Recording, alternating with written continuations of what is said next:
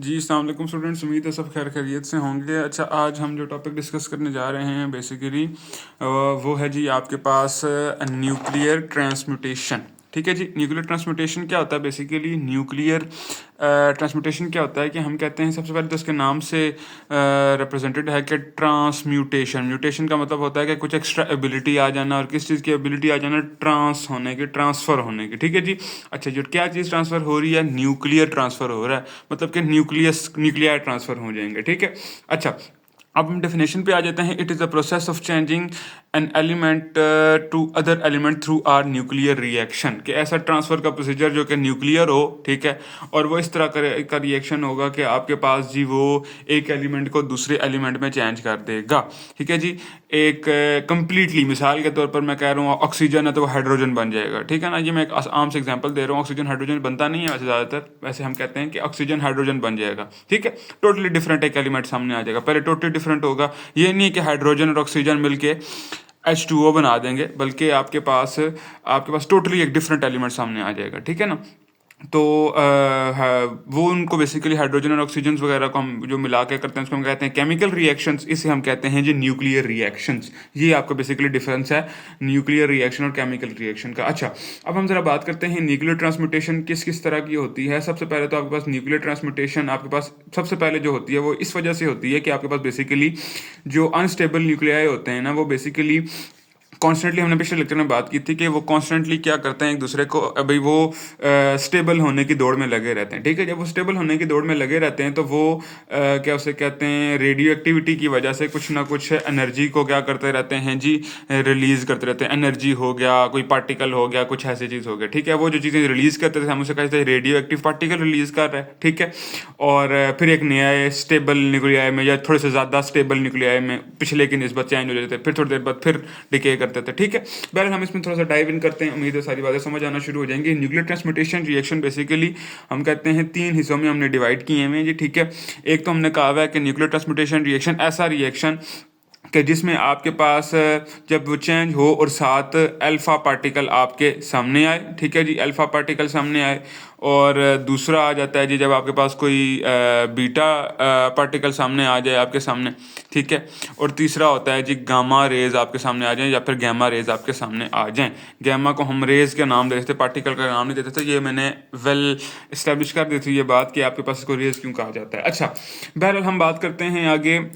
Alpha particle वाला कोई nuclear transmutation reaction, उसे हम कहते हैं जो अल्फा पार्टिकल वाला न्यूक्लियर ट्रांसम्यूटेशन रिएक्शन होता है, हम उसे नाम देते हैं बेसिकली अल्फा डीके। ठीक है। अल्फा डीके का नाम देते हैं। ठीक है।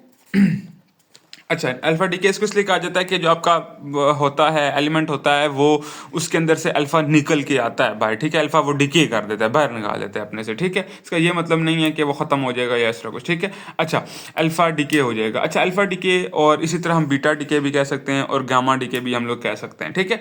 अच्छा, अल्फा डीके क्या होगा जी आपके पास? अल्फा डीके का ये होगा कि मैं कहता हूँ मिसाल के तौर पर मेरे पास कोई भी न्यूक्लियस है, उस न्यूक्लियस को हम नाम दे देते हैं एक्स का नाम दे देते हैं। ठीक है जी।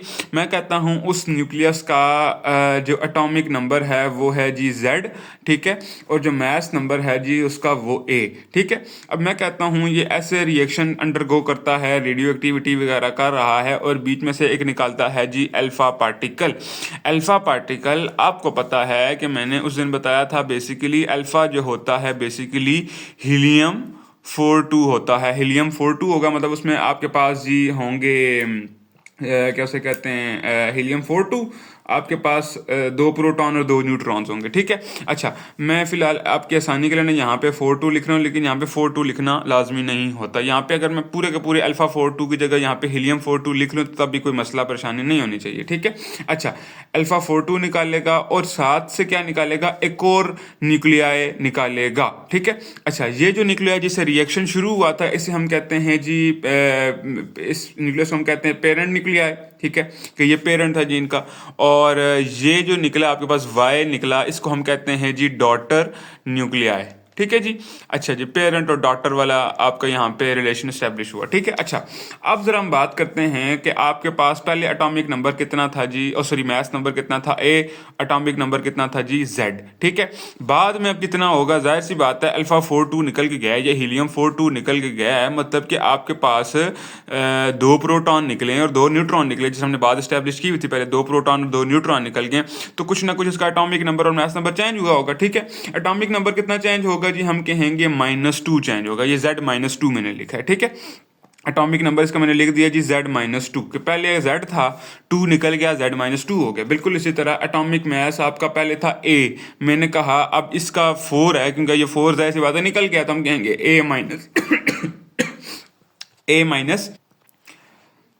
A-4 हो गया, ठीक है जी।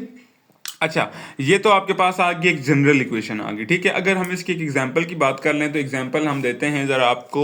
आपके पास एक रिएक्शन दिया हुआ है जी, यूरेनियम का एक रिएक्शन दिया हुआ है जी, यूरेनियम 23692 गिव्स हीलियम 42, हीलियम से मुराद मैं यहाँ पे अल्फा पार्टिकल ले रहा हूँ, ठीक है, ये ध्यान में रखिएगा ये बात, plus thorium thorium TH thorium मतलब, ठीक है, थोरियम 232 और 90, ठीक है। अच्छा, अब यहाँ पे ज़रा देखो आपका इस साइड पे आपके पास एटॉमिक मास कितना था जी, या मास नंबर कितना था जी 236, और आपके पास एटॉमिक नंबर कितना था जी 92।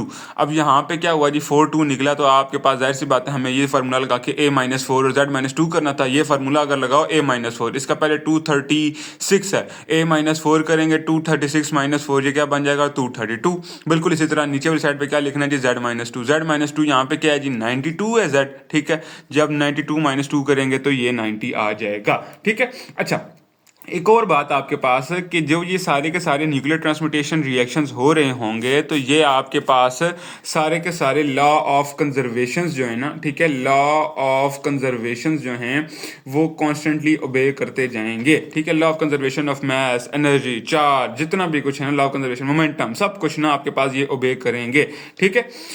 मास, एनर्जी, चार्ज, मोमेंटम, ठीक है, और ओबे, ठीक है, तब ही आपके पास हम कहेंगे कि आपके पास ये एक न्यूक्लियर ट्रांसम्यूटेशन रिएक्शन हुआ है, ठीक है। अच्छा, अब ज़रा अगर इधर देखो ज़रा, हमने पहले भी बात की थी कि आपके पास चार्ज वगैरह या फिर आपके पास प्रोटॉन और न्यूट्रॉन किस तरह आपके पास यहाँ पे कंजर्व होंगे। देखो आपके पास रिएक्शन से पहले कितने हैं जी, आपके पास यहाँ पे नंबर ऑफ प्रोटॉन या एटॉमिक नंबर कितना है जी 92, बाद में कितना हो गया जी 90 हो गया, लेकिन साथ 2 वाला भी तो एक है ना, 90 + 2 कितना बन गया 92 बन गया। अच्छा जी, इस साइड पे भी 90 + 2 क्या बन जाएगा 92, इस साइड पे क्या है जी 92, इस साइड पे क्या है जी 232 + 4, ठीक है, 232 + 4 ये क्या बन जाएगा जी 236, इस साइड पे पहले से 236, मतलब कि ये कंजर्वेशन यहाँ पे है, ठीक है जी।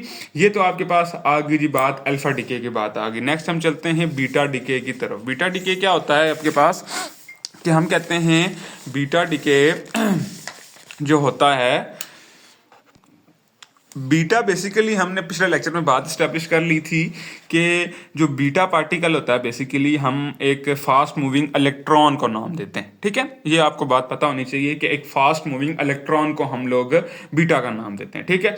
अब कोई ऐसा न्यूक्लियर रिएक्शन हो, ऐसा कोई न्यूक्लियर रिएक्शन हो कि न्यूक्लियस के अंदर से, ठीक है, मेरी बात दोबारा रिपीट करूँ, ये बात इंपॉर्टेंट है कि न्यूक्लियस के अंदर से, ठीक है, बीटा और पार्टिकल निकले। बीटा पार्टिकल मतलब इलेक्ट्रॉन, ठीक है जी, एक इलेक्ट्रॉन न्यूक्लियस के अंदर से निकले, ठीक है। अब मसला यहाँ पे ये दरपेश होता है कि न्यूक्लियस के अंदर तो इलेक्ट्रॉन होता ही नहीं है, ठीक है, न्यूक्लियस के अंदर तो कोई इलेक्ट्रॉन मौजूद ही नहीं है, ठीक है, वो तो न्यूक्लियस के बाहर होते हैं सारे आपके इलेक्ट्रॉन शेल में मौजूद होते हैं, ठीक है। उन इलेक्ट्रॉन्स को नहीं हमने छेड़छाड़ करनी, हमने कहा जी न्यूक्लियर रिएक्शन हो रहा है तो न्यूक्लियस के साथ छेड़छाड़ होनी है कि आपके पास न्यूक्लियस के अंदर किसी तरीके से हम लोग इलेक्ट्रॉन को पैदा करें, ठीक है। अब इलेक्ट्रॉन कैसे पैदा होगा ये बात की बात है, ठीक है। हम जरा अभी पहले आते हैं बीटा डिके पे। बीटा डिके पहले मैं समझा देता हूँ थोड़ा सा, और फिर वो इलेक्ट्रॉन कहाँ से आया न्यूक्लियस के अंदर से, उस बात की तरफ भी आ जाएंगे, ठीक है।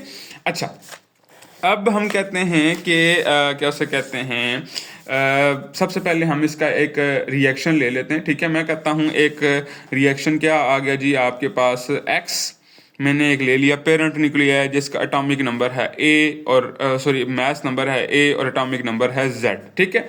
अच्छा, अब मैं कहता हूँ ये करता है जी बीटा डीके करता है जी, ठीक है। बीटा डीके करता है तो बीटा डीके का बेसिकली जो होता है ना आपके पास, हम कहते हैं -1 और 0 के साथ उसे रिप्रेजेंट करते हैं। ये -1 और 0 के साथ इसे क्यों रिप्रेजेंट किया जाता है, इस बात पे ज़रा हम लोग दोबारा वापस आते हैं, ठीक है ना। जब मैं नेक्स्ट समझाऊंगा ना इलेक्ट्रॉन का पैदा होना न्यूक्लियस के अंदर से, तो ये बात आपको समझ आ जाएगी, ठीक है। अच्छा, आपके पास ये बन जाएगा -1 0 और आपके पास मैं कहता हूँ कि साथ आ जाना है एक डॉटर न्यूक्लियाई। अब डॉटर न्यूक्लियाई कैसा आएगा, जाहिर सी बात है यहाँ पे Z है, यहाँ पे -1 है।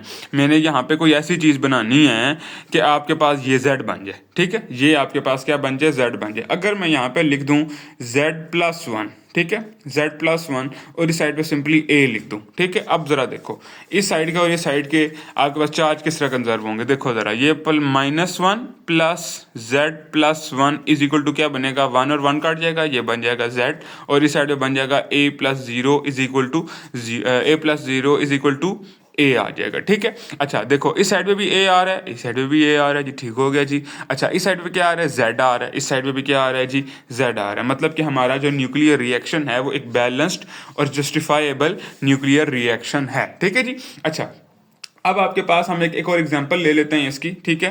एग्जांपल क्या होने जा रही है आपके पास, हम लोग लेने जा रहे हैं एक थोरियम की एग्जांपल लेने जा रहे हैं, ठीक है।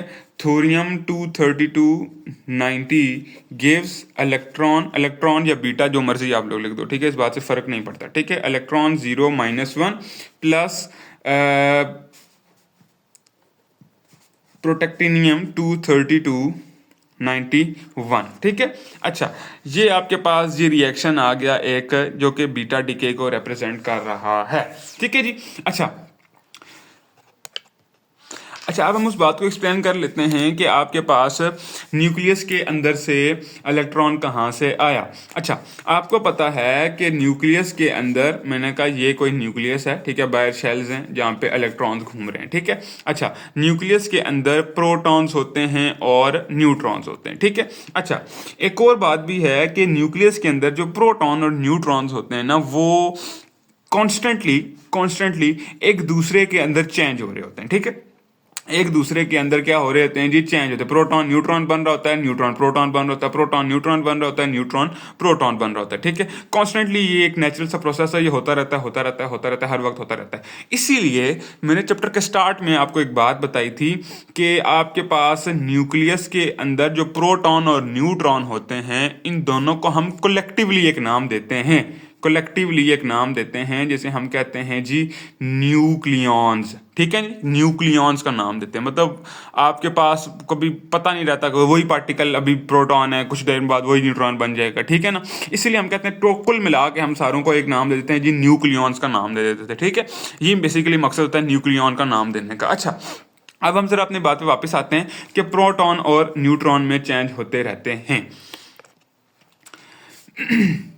अब अगर हम यहाँ पे एक रिएक्शन देख लें, ठीक है, जो कि आपको ये बात कंफर्म कर देगा न्यूट्रॉन प्रोटॉन में चेंज हो रहा है तो इलेक्ट्रॉन कैसे पैदा होगा। हम कहते हैं जब बेसिकली आपका एक न्यूट्रॉन, ठीक है, हम कहते हैं एक न्यूट्रॉन जब आपके पास क्या उसे कहते हैं चेंज अंडरगो करता है और न्यूट्रॉन प्रोटॉन में चेंज होता है, यूं ही न्यूट्रॉन प्रोटॉन में चेंज होता है तो हम कहते हैं साथ ये एक इलेक्ट्रॉन एमिट करता है, ठीक है जी।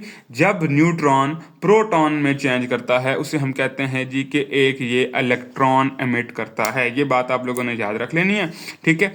जब न्यूट्रॉन प्रोटॉन में चेंज करता है तो आपके पास वो एक इलेक्ट्रॉन एमिट करता है। अच्छा, जब आपका ये न्यूट्रॉन प्रोटॉन में चेंज होता है और इलेक्ट्रॉन बनाता है, हम कहते हैं न्यूक्लियस के अंदर की अगर बात करें, ठीक है, न्यूक्लियस के अंदर मिसाल के तौर पर हमने कहा आपके पास जो न्यूट्रॉन्स हैं ना, ठीक है, मैं कहता हूँ जी आपके पास हैं जी फिलहाल के लिए 5, ठीक है, और प्रोटॉन्स जो हैं मैंने कह दिया जी 6, ठीक है। मैंने कहा न्यूट्रॉन किस में चेंज होगा, प्रोटॉन में चेंज होगा। न्यूट्रॉन प्रोटॉन में चेंज होगा, जाहिर सी बात है एक न्यूट्रॉन कम हो जाएगा, -1 हो जाएगा। ये कितने बन जाएंगे, 5 - 1 4 बन जाएगा। और ये जो -1 इधर से हो रहा है, इधर से क्या हो जाएगा, +1 हो जाएगा, क्योंकि न्यूट्रॉन प्रोटॉन में चेंज हो रहा है, एक्स्ट्रा प्रोटॉन आ जाएगा, 6 + 1 ये क्या हो जाएगा जी 7 हो जाएगा, ठीक है जी।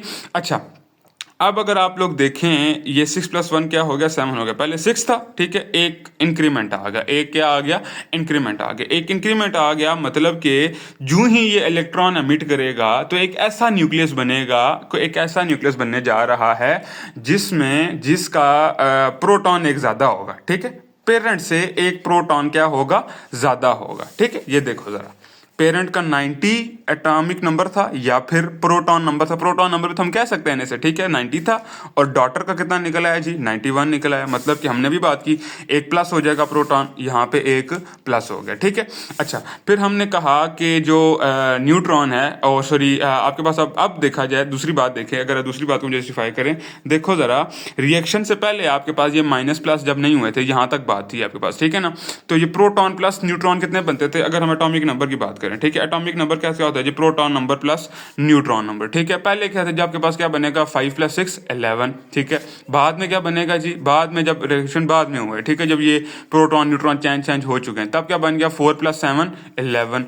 अच्छा, 4 + 7 क्या बन गया, 11 बन गया। मतलब कि आपके पास रिएक्शन से पहले, ठीक है, रिएक्शन से पहले एटॉमिक नंबर जो है वो एक कम होगा, रिएक्शन के बाद एटॉमिक नंबर एक ज़्यादा हो जाएगा। लेकिन mass number, atomic mass number आपका रिएक्शन से पहले और रिएक्शन के बाद दोनों सूरत हाल में आपके पास क्या रहना है जी, 232। मतलब कि आपके पास दोनों क्या रहने हैं जी, सेम रहने हैं, ठीक है जी। अच्छा जी, अच्छा, ये जो न्यूट्रॉन प्रोटॉन में चेंज होता है, इसको हम लोग एक और रिएक्शन के ज़रिए भी रिप्रेजेंट कर सकते हैं कि हम कहते हैं न्यूट्रॉन 10 किस में चेंज हुआ जी, आपके पास जी एक प्रोटॉन में चेंज हुआ, ठीक है। एक प्रोटॉन, अब मुझे अगर बताएं कि कौन सा एक कोई ऐसा एटम होता है जिसमें सिर्फ एक ही प्रोटॉन होता है। अगर आपने कहा हाइड्रोजन होता है तो yes, you guessed it right, कि आपके पास जब एक न्यूट्रॉन एक प्रोटॉन में चेंज होगा, एक प्रोटॉन में चेंज होगा, तो हाइड्रोजन के पास भी तो एक ही प्रोटॉन है, तो हम ये कह सकते हैं कि वो हाइड्रोजन में चेंज हो रहा है, ठीक है, और साथ एक इलेक्ट्रॉन रिलीज कर रहा है। मैंने सिंपली किया क्या है, इस रिएक्शन में, ये जो ऊपर मैंने रिएक्शन लिखा था, न्यूट्रॉन प्रोटॉन में चेंज हो रहा है, साथ एक रिएक्शन, साथ ये वाला रिएक्शन लिखा था, ये मैंने प्रोटॉन की जगह सिंपली एक हाइड्रोजन डाल दिया, ठीक है ना। मतलब एक प्रोटॉन का मतलब एक हाइड्रोजन, बात खत्म। क्योंकि हाइड्रोजन के पास भी प्रोटियम वाला जो आइसोटोप होता है, उसके पास एक आपके पास एक ही वही होता है ना, एक प्रोटॉन ही होता है, ठीक है। तो इसमें कोई मसला दरपेश नहीं होना चाहिए, ठीक है। अच्छा, अब आपके पास बात आ जाती है जी तीसरे की, आपके पास आ गई जी गामा रेज की, ठीक है, गामा डीके या फिर गामा रेज की, ठीक है।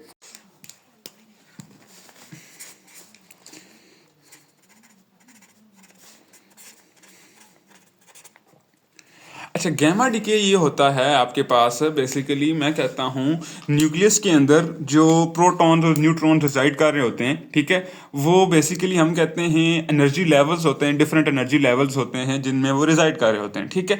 अच्छा, अब वो प्रोटॉन्स और न्यूट्रॉन्स जब मैं कहता हूँ किसी एक्साइटेड एनर्जी स्टेट में चले गए, मैंने कहा ये 2-3 एनर्जी स्टेट्स बनी हुई, ठीक है, ये एक्साइटेड वाली है, ये थोड़ी कम एक्साइटेड है, ये बिल्कुल नॉर्मल है, ये बिल्कुल नॉर्मल है, ठीक है। अच्छा, मैं कहता हूँ यहाँ से जंप करके यहाँ पे गए हैं, यहाँ पे पहले से मौजूद हैं, ठीक है। अच्छा, अब जब यहाँ से ये दोबारा से जंप करके वापस आएंगे ना, ठीक है, तो कुछ ना कुछ एनर्जी रिलीज करेंगे, ठीक है। वो एनर्जी जो होती है बेसिकली वो इलेक्ट्रोमैग्नेटिक वेव्स की फॉर्म में रिलीज करते हैं, जिसे हम नाम दे देते हैं जी गामा रेज का नाम दे देते हैं, या फिर गामा रेज का नाम दे देते हैं, ठीक है। अच्छा, इसके रिएक्शन की अगर बात करें तो आपके पास बन जाएगा जी, हम कहते हैं एक बना देते हैं हम लोग यहाँ पे एक जनरल रिएक्शन X, जो कि आपके पास पेरेंट निकले है, जिसका है जी मैस नंबर A और एटॉमिक नंबर Z, ठीक है। अच्छा, अब ये एक्साइटेड स्टेट में है, ठीक है, एक्साइटेड स्टेट में हम इसको स्टार के साथ रिप्रेजेंट करेंगे, ठीक है। ये अब जब दोबारा से अपनी ग्राउंड स्टेट में आएगा, सिंपली X ही रहेगा, ठीक है, कुछ चेंजिंग नहीं आएगी। सिंपली क्या करेगा, जो ही वो ऊपर से स्टार हटेगा तो साथ से वो गैमा रेज निकालेगा, ठीक है। गैमा रेज बेसिकली आपको याद रखना है कि आपके पास होती हैं इलेक्ट्रोमैग्नेटिक वेव्स होती हैं, ठीक है ना। इलेक्ट्रोमैग्नेटिक वेव्स होती हैं, ये कोई पार्टिकल वगैरह नहीं होता, ये आपके पास इलेक्ट्रोमैग्नेटिक वेव्स होती हैं। उम्मीद है कि आपको टॉपिक समझ आया होगा। अगर कोई क्वेश्चन है तो feel free to ask me. अल्लाह हाफिज़ फिलहाल के लिए।